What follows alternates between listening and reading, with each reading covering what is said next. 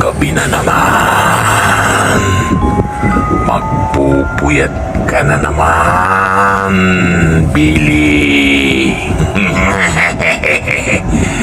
Oh, ikaw, Billy.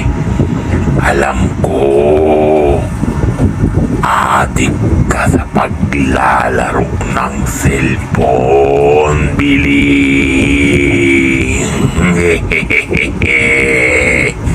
Tigilan mo na ang paglalaro sa gabi, Billy. Huwag ka nang magpuyat.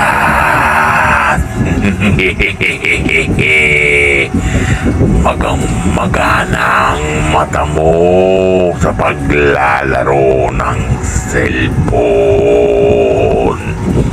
Billy. Wala kang mapapala dyan, Billy.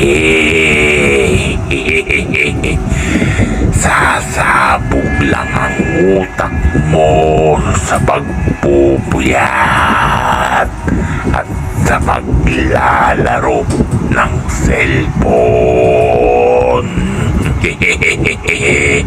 Tigilan mo na yan, Billy.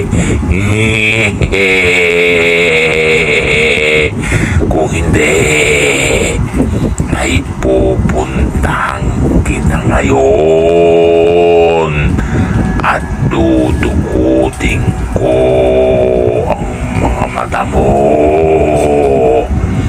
para hindi ka na makapag-cellphone, Billy. Andiyan ako, Billy. Hintayin mo ko.